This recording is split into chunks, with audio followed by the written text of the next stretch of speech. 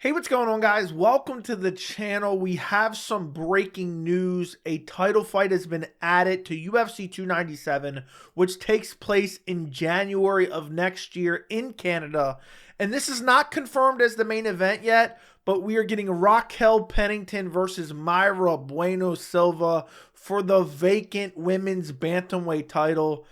And I'll be honest, I'm going to drop the act. This is a horrible fight. I hope this isn't the main event.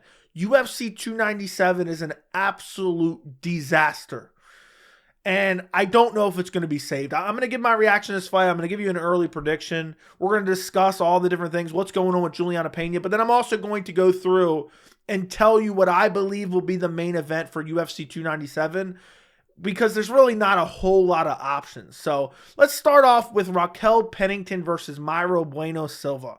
First, I think people are going to be asking, where's Juliana Pena? Well, it has been confirmed. Apparently, she is still injured. And I don't know if that's her rib injury because she got injured. She broke her ribs back in May. I've never heard of it taking 8 months to heal up broken ribs, but I don't know how severe it was. I tried to look up some information online. Obviously, every situation is different, but it sounds crazy for 8 months for a rib injury. But it could be more severe. You never know. She could have had other injuries since then that we don't know about that haven't been reported and that she's not going to put out there.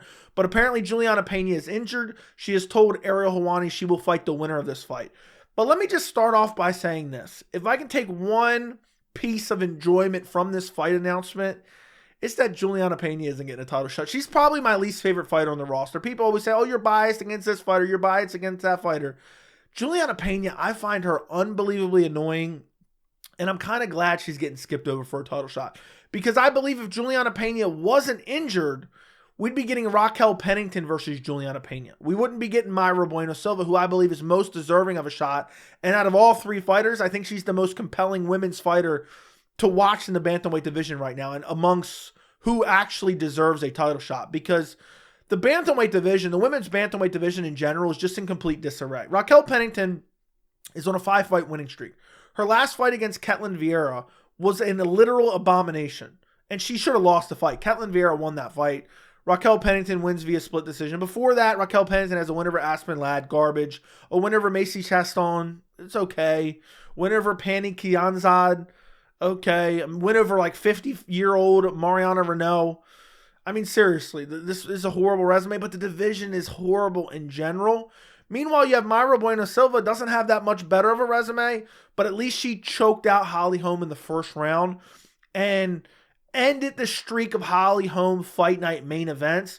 But unfortunately, Mayra Bueno Silva tested positive for a medication she was taking for ADHD. So that fight has now been overturned to a no contest. And I know people are going to say, oh, how is she getting a title shot off of a failed test and a no contest? There's a very particular set of circumstances surrounding Mayra Bueno Silva, and I will defend her. She takes medicine for ADHD. There are different drugs that are illegal in competition and out of competition, and I don't remember what the exact definition of in competition is, but from what it used to be like a couple days before the fight, you couldn't take any of these certain list of drugs, but outside of competition, which means not the week of the fight essentially, you were allowed to take these drugs for whatever reasons you may have. For in Mayra Bueno Silva situation, ADHD. So apparently she stopped taking the drug on Monday. She does it for every single fight camp. She stops taking it on Monday before the fight. Somehow it was still in her system. She got caught by the commission, who only does a drug test. I believe it's either the night of the weigh-ins or the night of the actual fight night. So, I mean, she didn't really gain an actual advantage. It's probably a drug that really does nothing for her. Some of these drugs are banned because they're masking agents. Now, I don't know if that's the case with this particular drug, but either way, she has a perfectly legitimate excuse. She can use that out of competition anyway. I don't care that it's a no contest. Honestly, they should have said, what are the actual benefits for her? And does she take it? They should have investigated it. They should have said, you know what? There probably wasn't any benefits, performance-enhancing benefits for her taking this drug. She has a history of taking this drug. She's disclosed it in the past on her medical forms. And, this was kind of just a mistake. Maybe she needs to stop taking it a couple days earlier. Maybe she took it a little bit later on Monday. But nonetheless, I'm not going to sit here and cry and whine about Mayra Bueno Silva, her positive test for ADHD medicine, especially when she choked Holly Holm in the second round to end us having to watch Holly Holm Apex main events. At least I hope. So I'm okay with Mayra Bueno Silva getting the shot. To be honest, I thought the most compelling matchup would have been Juliana Pena versus Mayra Bueno Silva for the women's bantamweight title. But honestly, I don't think any of these matchups are excellent. You know, to be honest, I'm not really looking forward to any of them. I feel bad for the Canadian fans. I really do. Like, especially, we're going to talk about what I think will be the main event in a minute. This may end up being the main event. I'm gonna spoiler alert. This may end up being the main event. But the women's bantamweight division, I've said it for a while. Close down the women's bantamweight. It's garbage. You got Juliana Pena at number 1. She arguably didn't even deserve a title shot. I mean, she got starched by Amanda Nunes, and that was back in July of 2022. It's been a year and a half. Where is time going? It's been a year and a half since Juliana Pena got destroyed for 5 rounds, and we had to hear Joe Rogan yell, "She's in real trouble here," as Pena threw up half-hearted submission attempts. She got destroyed. The way she's rushing forward, squared up, throwing shots, and just bink from Nunes, dropping her badly. Just from that one highlight alone, Juliana Pena should be excluded from all title shots. But it is what it is. She's not getting a title shot. She doesn't deserve a title shot coming off. We're going to give her a title shot coming off a loss from a year and a half ago. But the division's so horrible. So horrible. Because you look, Pena's number 1, Pennington's number 2, Silva's number 3, Ketlin Vieira's number 4, Holly Holm, the dead body of Holly Holm, number 5, Irene Aldana, the dead body of Irene Aldana, number 5, tied for number 5. Number 7, Pani Kianzad. Number 8, Yana Santos. Number 9, Macy Chasson. Number 9, Carol Rosa. They're tied for 9th. Number 11, Norma Dumont. Chelsea Chandler's in the rank. Chelsea Chandler's ranked. She's number 15.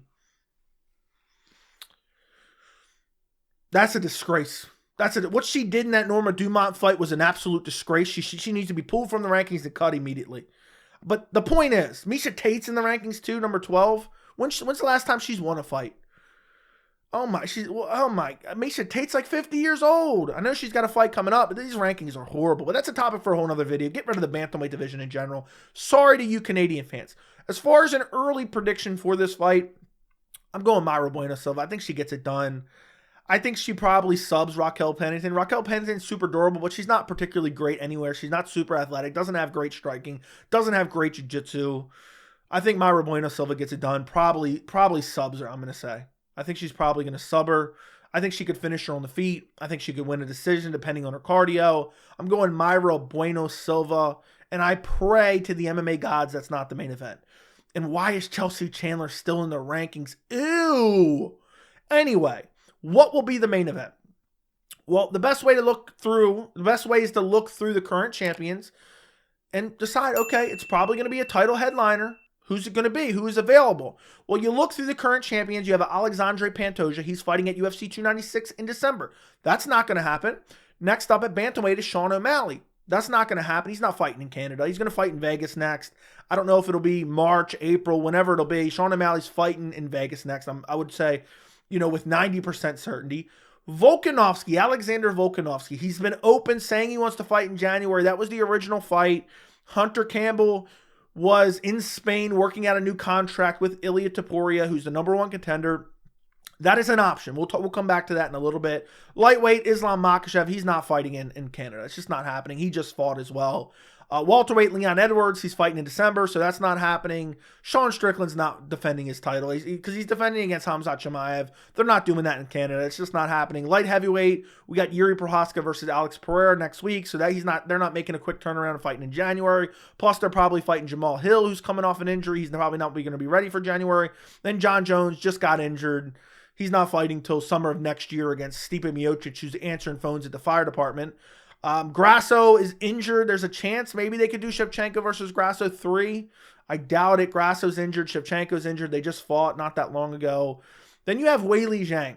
Weili Zhang is the only other option. So basically it comes down to Alexander Volkanovski versus Ilia Topuria or Weili Zhang versus Yan Xiaonan, who's the current number 1 contender. She's not actually ranked number 1 now that I'm looking at the rankings, but she's the legit number 1 contender right now. She's getting the next title shot.